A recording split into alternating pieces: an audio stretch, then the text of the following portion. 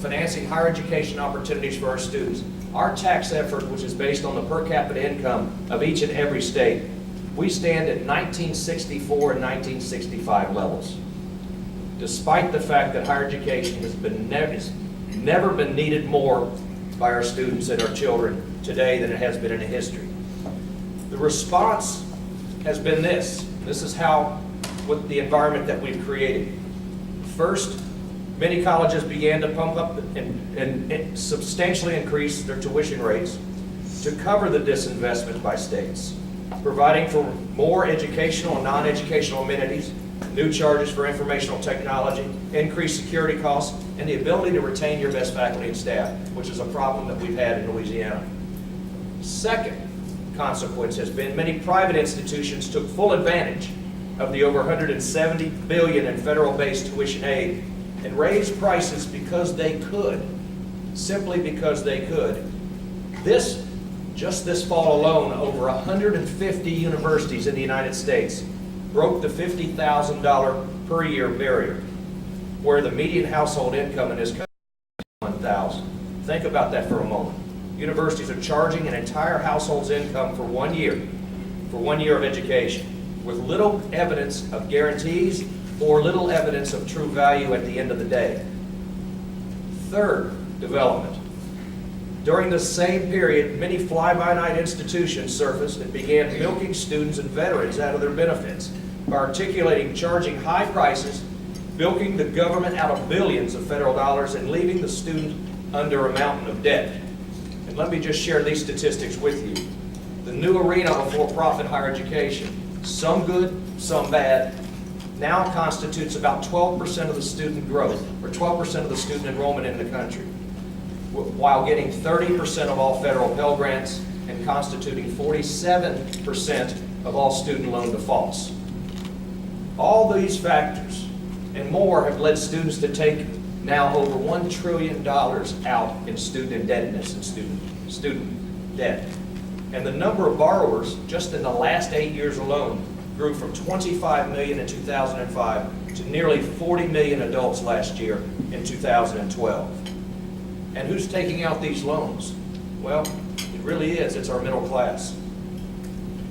Recognition of the college pricing and student debt crisis is how the national conversation on value has started. This conversation about value is indeed highly relevant. It's in the midst of the National Governors Association. It will be at the heart and soul of the White House scorecard that has already come out to show what institutions are doing with keeping students out of debt, what they're doing in the marketplace, and what type of access they're providing to their students.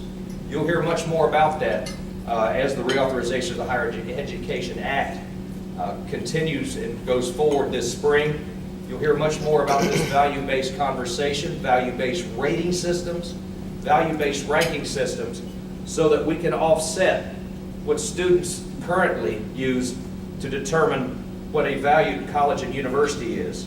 Most of these rankings, like the rankings you see in U.S. News World Report, are closely correlated to high tuition rates and the proximity of their institution to Plymouth Rock. Not to measure the value of a degree, but simply to value institutions by the percentage of students that are turned away and the amount of money you can spend on the smallest amount of students. These new measurement systems are indeed timely. If we began more actively publishing good information about value, what students would be better informed and customers would be better informed about whether or not they should attend college A, B, C, or D. Then parents and students can separate the good institutions from the bad ones. The ones that charge $63,600, as one institution hit this fall, with no indication of the value of what they might receive at the end of the day. At LSU A&M, for example, value is at the heart of our discussions with our legislature, the discussions with the White House domestic policy staff, and our discussions with everybody who wants to talk about what really means something to our students, parents, and faculty. At LSU A&M, our tuition and fee rates are 25% below the national average. At our other LSU institutions, and while at the same time, LSU A&M, only 37% of our students graduate with any debt, while the national average is approaching 70%. with debt twice, 2 and 3 times as much of that as a student from LSU.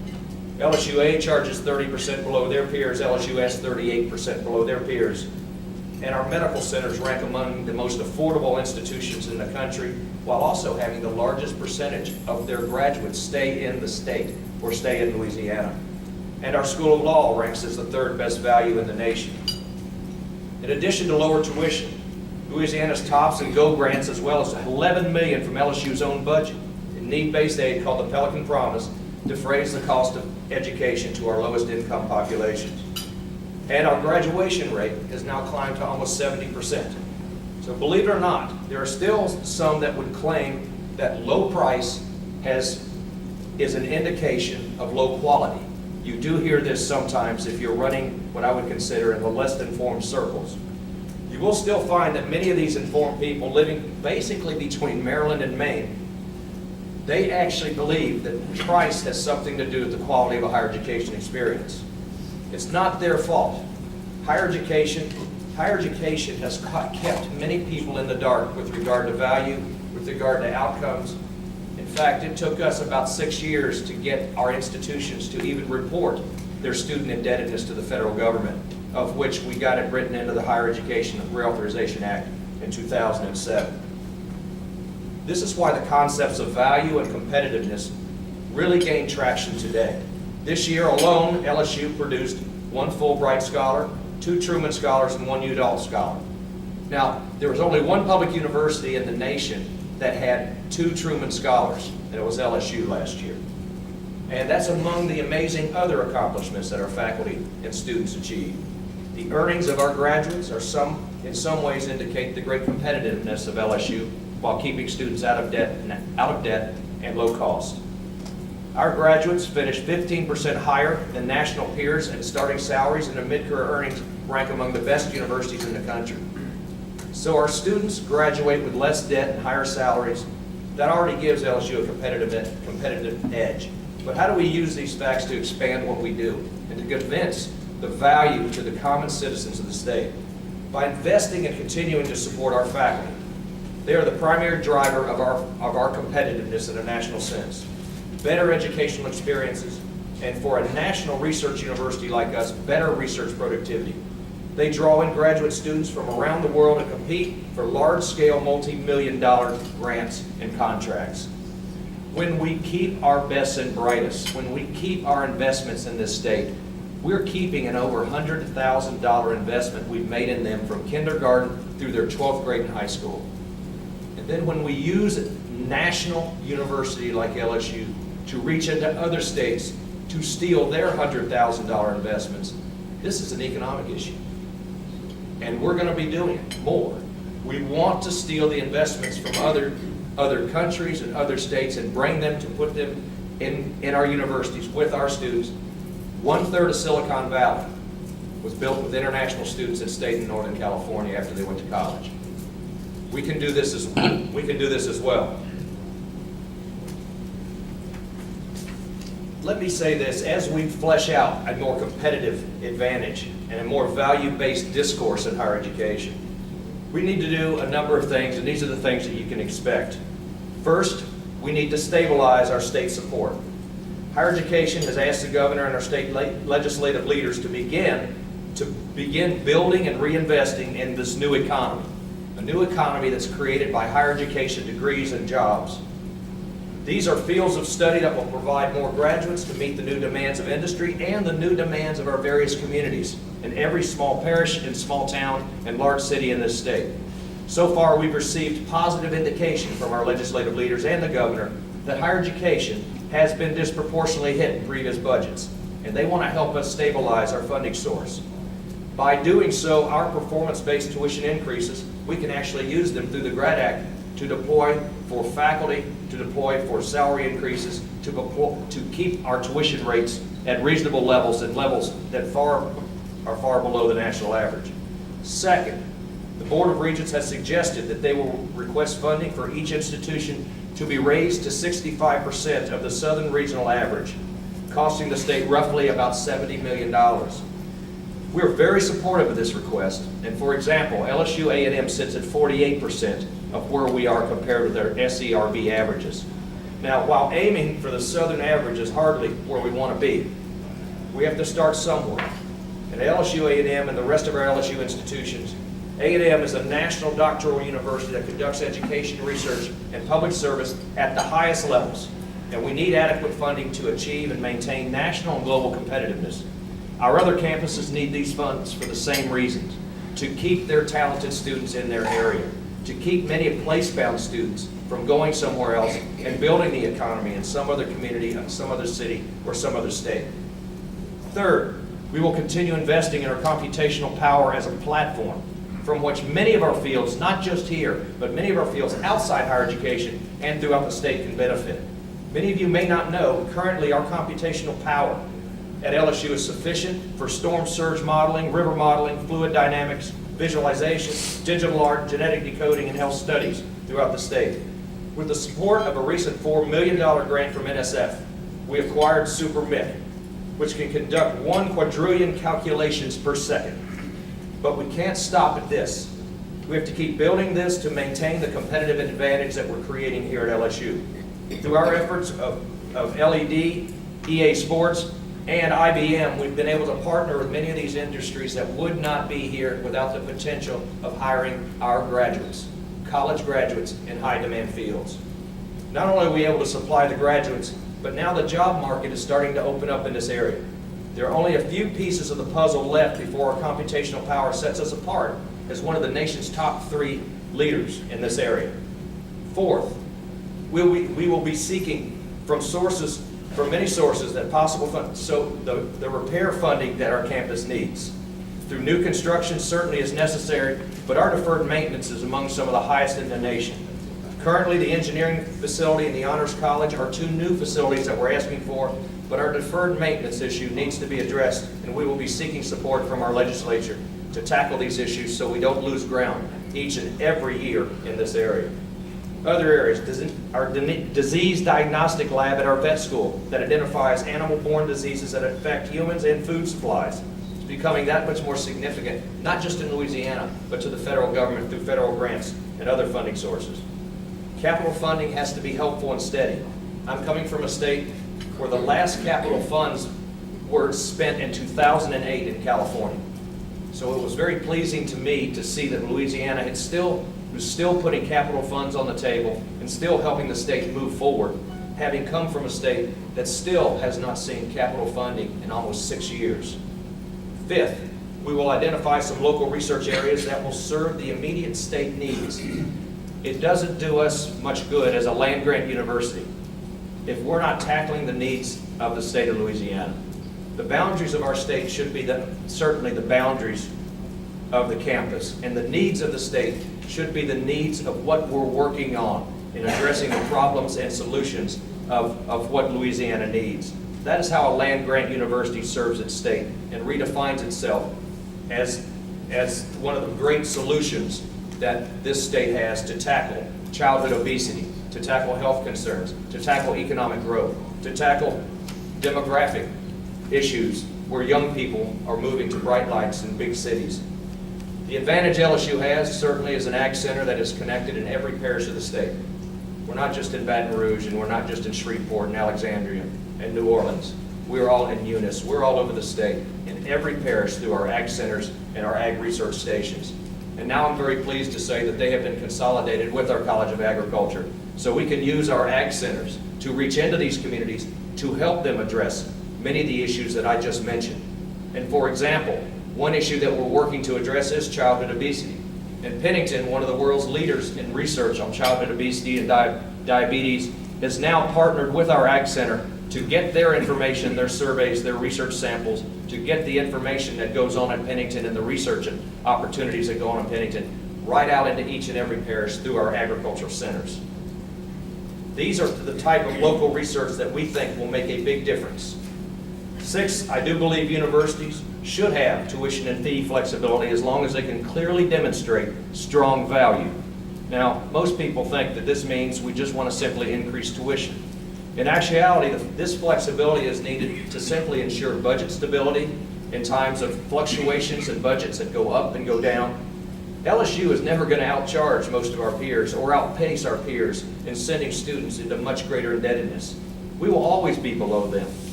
And I do believe, though, that we can clearly show the great value of what an LSU degree produces, while at very affordable rates, which we have always done, and we have done very well. So tuition and fee flexibility is something that we hope to see, so our board can make decisions that will help better stabilize our institutions throughout the state. The closer collaboration that I mentioned between Pennington and Ag is also things that we're doing among all of our campuses throughout the state.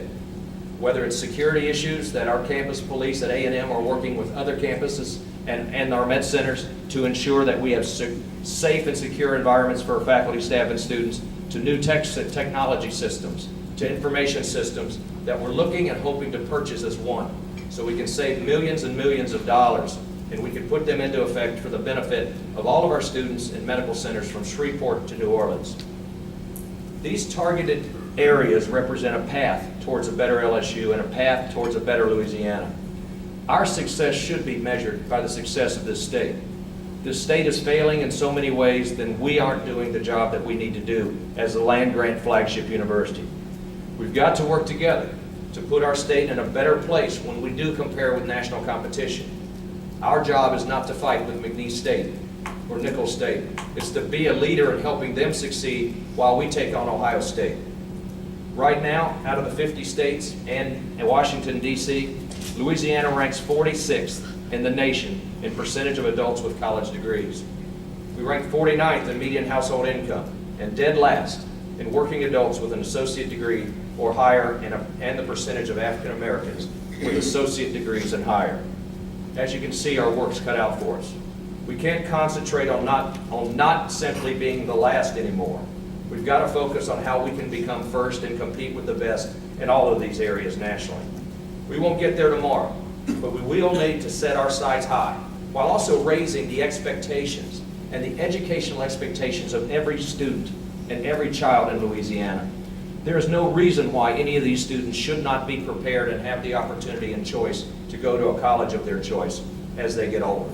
Remember, each one of them, we will invest over $100,000 to get them through high school. Shouldn't we put a premium and a priority on them that keeps them in our own institutions, to keep them in our own communities?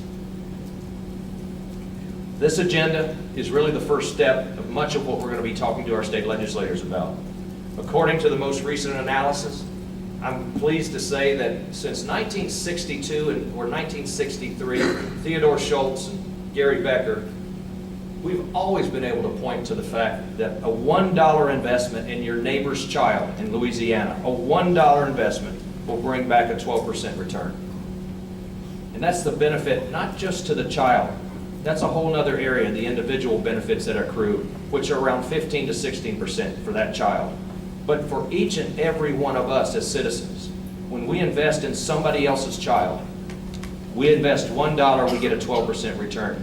That virtually has gone unchanged for almost 50 years as we've begun measuring this in educational economics. Throughout the OECD world, that $1 brings back an 11% return, and the European Union, it brings back an 11% return. So if you could get a 12% return on your investment today, don't you think it's worth investing in?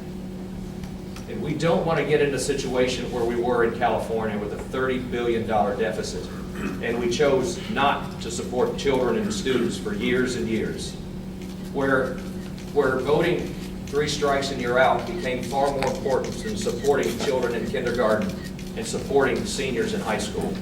So this is a challenge we faced in California. This is a challenge we face in Florida. But nationwide, we must keep our states in the picture. We must use, if possible, a federal partnership, which you'll hear much more about as the President and Department of Education unveil their proposals for the reauthorization, that we put money behind money, that we treat higher education like Medicaid, where we provide matching funds to those states that want to put more money into higher education, and create federal incentives that help states make the right decisions about higher education. We did it in 1862. We created a federal-state partnership that became the world's envy. So I think we can do it now. I think we can do it through a federal-state partnership to keep our students out of debt, to make sure they have better information so that they're not paying $80,000 and $90,000 a year just because they picked up a magazine at Barnes & Noble that said that they rank better. That we can clearly demonstrate that value is why they're attending colleges and universities. What they're going to do when they graduate and how well they're going to do it. And nobody does that better than LSU. Our outcomes rank among the best in the country. So I urge you to work with us to support our faculty, to work with us to support our students, and to make sure that we're not the only generation in the history of America that provides less educational opportunity and less economic stability to the generation on the way. I don't think any one of us in this room wants to be a part of that generation. And that's what we're staring at. That's what we're staring at when our older generation ranks first in the world in college completion, and our younger generation has dropped to 11th. So thank you very much for allowing me this time to present to you, and I hope we can work on these things together. And I look very much forward to all your questions. Thank you.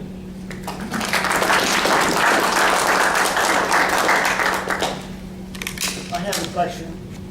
The Arab countries have some money. Do you have any plans of asking them for some money and bring some students here?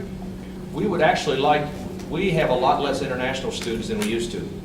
And internationalizing our campus is a very important goal and priority. And this came clear to me because perhaps anecdotally, I can point out that it became even more urgent when I asked our marching band. Our marching band has been invited to Dublin on St. Paddy's Day to march down Main Street at the St. Paddy's Day Parade. And I asked, we had maybe 200 of our band members up at Shreveport at the Bingo Bell event, and I asked our band director, how many of our students have passports? How many of our band members have passports?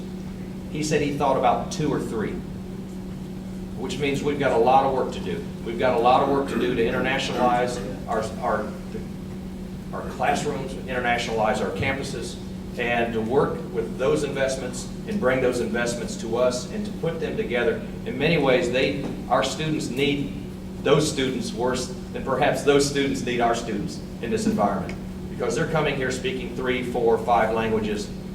Southern California looks very different. And I can say that as coming from a campus that was very international in scope and very international in scale, where a student union looked, where our student government looked very much like the United Nations, this country is changing too. And it's changing rather rapidly.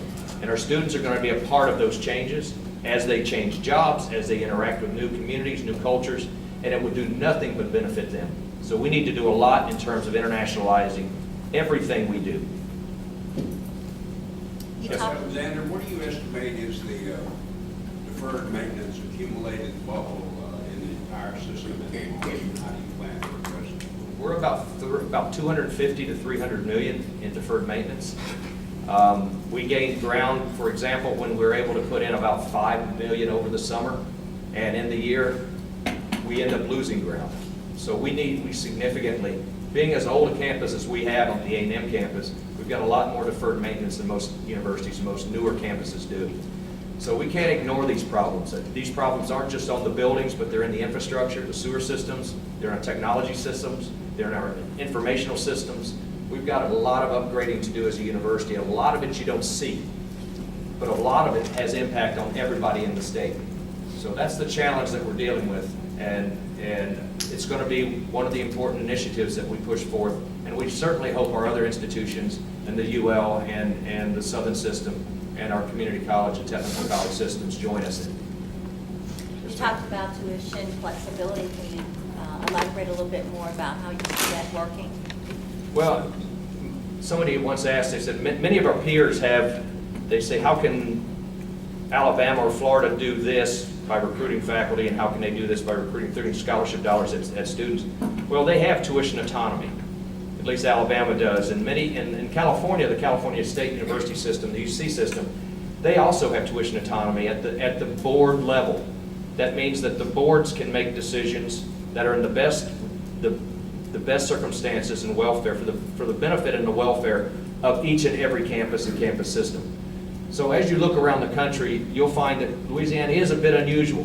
And I'm still struggling to find a state that has declared tuition and fees is actually a tax, because I don't think I've run into a state in my research or experiences where a state has declared it as a tax when virtually every other state has declared it as a user fee, because the users pay tuition and those that aren't using it don't.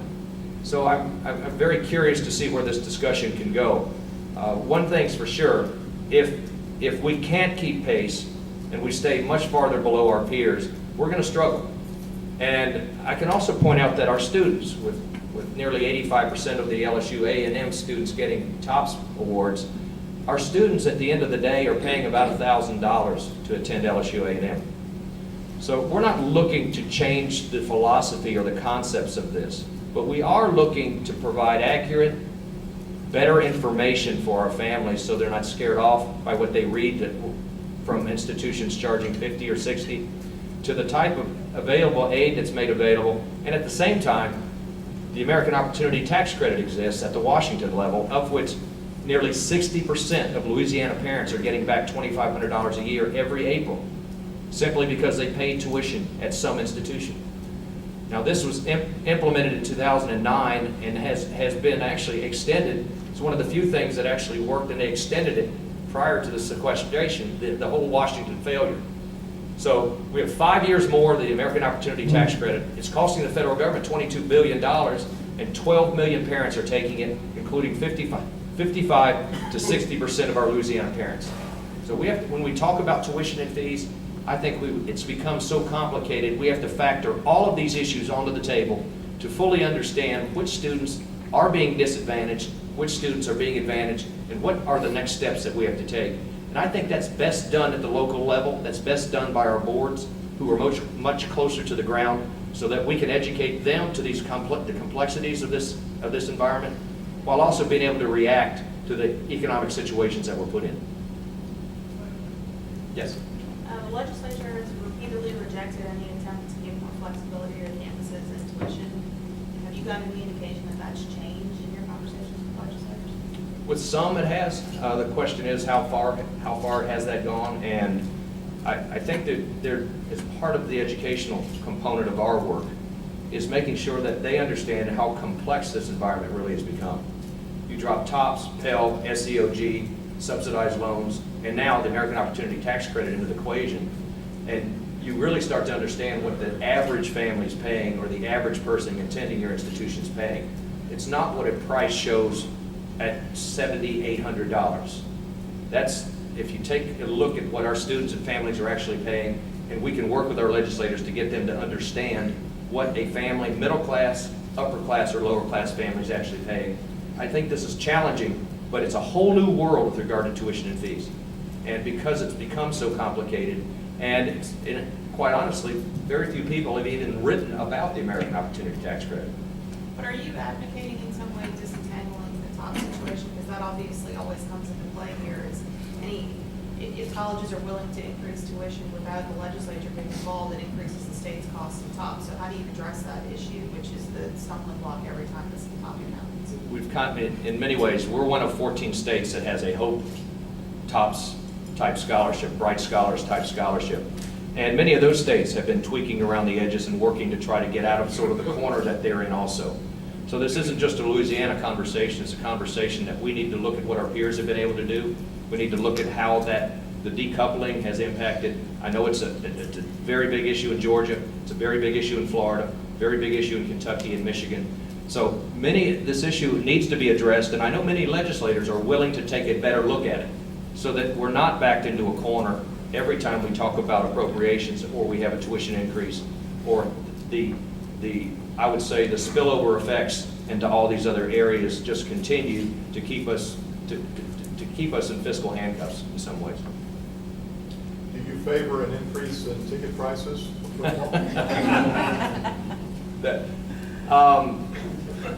We showed the board, in fact, the one issue that we spent about an hour and a half at the Board of Supervisors meeting, it was on our ticket prices. Then I gave the board a list of how many ticket prices they actually have authority over, and there are 150 of them, which include 4 different areas of RV pricing based on the size of your RV. What we were trying to do is get the board to see that this environment is very complicated, And they weren't even aware that they controlled the 3 different pricing structures for women's gymnastics. And if you wanted to increase it or decrease it, it requires board of supervisors approval. So we're going to take the next 6 weeks and look at this issue comprehensively. Even if we wanted to decrease prices for upper deck people at a football game, for example, it would have to wait and go through the board of supervisors. So increases and decreases. But when we dug into it, you'd be amazed at the level, the level of authority that our board has, and from track pricing, the 8 different types of track pricing, to the 16 different types of track parking pricing that go on just for track and field. Do you need the money? I think down the road we'll see. Certainly our athletic director made a good case for being able to be reactive in this environment. Should we have a tradition fund that goes from the 30-yard line to the 35-yard line, or 35 to 30, back and forth, depending on what people are willing to pay in certain areas and then what people can't pay in other areas. This world is changing rather rapidly, and I received an interesting phone call from a friend of mine who runs the Rams Fund at Chapel Hill. They're looking to downsize the Dean Smith Center in basketball because people are becoming more comfortable watching the game at home. And the only time they're filling a 24,000-seat arena in basketball is when they play Duke or North Carolina State. So the environment's changing around us, and we have to be flexible and be able to react to that environment, both up and down. And so I do think that the authority needs to be able to move quickly. If we only have 21,000 people going to an event and we have 25,000 seats, should we sell those remaining seats at a much lower price? But that requires a board approval. So it's challenging. I think that down the road, I'd like to see us all put the brakes on spending in athletics. And I hope that the presidents can come together on this topic and we can work with the NCAA to slow down the type of spending that's going on in intercollegiate athletics. Now, many schools around the country, some in Louisiana, allow beer sales at events at their universities. Is that something LSU would ever consider? I haven't heard that discussion at all. We don't, and it seems to work fine. And I think you may be asking for a lot more problems because most of our games are at. And many of this, I venture to say that some of them have had a beer or two when they come in the game. So I think then you've got a cutoff time. I think that our night games make that even more difficult and more challenging. But it's not something that we've even discussed. It's not something that's even come up for us. Yes, sir.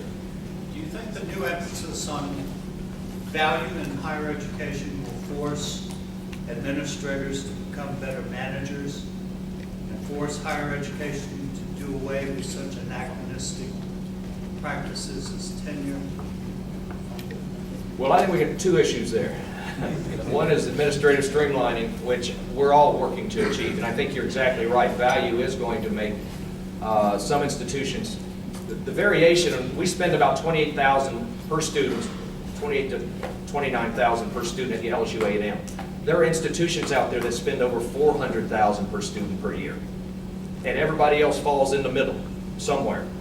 And I do think if federal funding is up to $170 billion and states are down to 71 billion, that the federal government has every right in the world to hold institutions accountable to good spending habits, good charging habits, and good outcomes, to see value for the resources that they're putting into higher education, because this was not intended that the federal government was going to be the main supplier of funds. But it has become that way as states have backed out of their responsibilities. So I think, yes, the answer is yes. And I think you're starting to see some of this because this year, many private institutions that went over 50 a couple years ago are now starting to pull back their tuition and fees because students and parents are starting to assess value. Why would I go there and pay that instead of this? And if you ask a parent in North Carolina where they would rather send their son or daughter, Duke or Chapel Hill, well, the point is this. Most of Duke comes from New Jersey. Most of Chapel Hill comes from North Carolina, because the difference is 6,000 versus almost 60,000. And parents and students are starting to figure this out, so I do think it's going to put pressure on it. Regarding tenure has a lot to do with the value that we have been able to grant. And I support tenure for this purpose because tenure allows great universities to challenge society to be a better place. It allows us to challenge cigarette companies on secondhand smoke. It allows us to do things and challenge government authority, industry, business. It challenges our schools to be better places so they can do the work with our students to make society a better place. Where tenure goes wrong is if we simply think that this is part of a job entitlement program and that we don't use our tenure to make society a better place. And when we fall down by not doing that, we put all of tenure in jeopardy. So I would like to just ensure that all from our assistant faculty to our senior faculty, that we have tenure because it gives us a special responsibility, more than many of our school teachers, more than anything else in society, to work to make Louisiana, Baton Rouge, the nation, the world a much better place without being challenged for political reasons, without being challenged by economic reasons. So we need tenure, but we need tenure to function the right way, and we need our faculty to use it in that manner. When you were considered for the position, Mr. President, were you given the assurance of confidentiality from the Board of Supervisors? I certainly was, actually, from the search firm, because, and I wouldn't have taken this opportunity or this chance, leaving my board members and leaving my donors and leaving all the students back in California. You risk losing an awful lot under those circumstances. Let me follow you. So you're saying you would not have sought the position? I would not, that was mentioned first day, I would not have sought the position.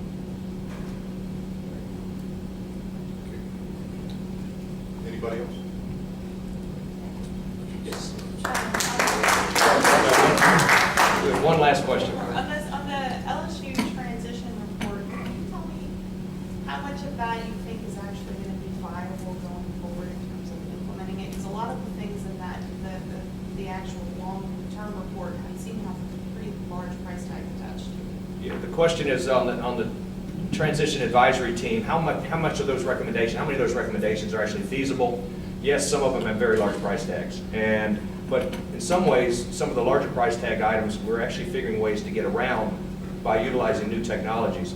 So I think it's a matter of time with some of the larger price tag issues, but on many of the recommendations we're working on, from establishing our own procurement measures within our own campus, within LSU that the GRAD Act gives us the authority to do, to increasing student recruitment, to enhancing student retention and success on campus, to our Research and Tech Transfer Foundation, which we've got a committee working on right now to advise me in December so we can move forward in making our research and technology transfer area much more nimble, much more streamlined, so that business can connect with our faculty and faculty can connect much easier with our businesses and industry, so we can patent many more items like we should.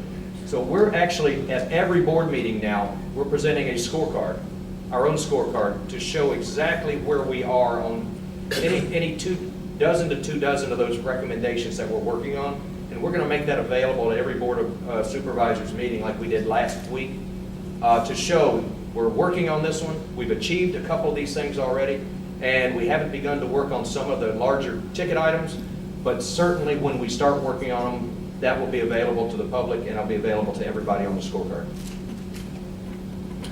Thank you very much for allowing me to speak to you today.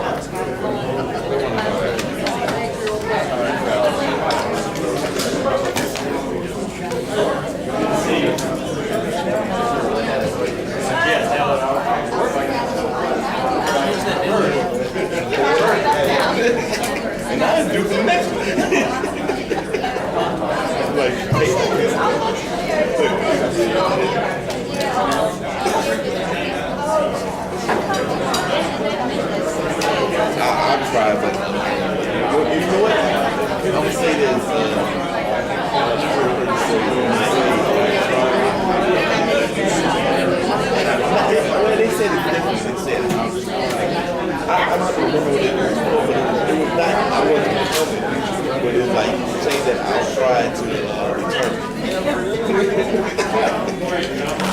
George.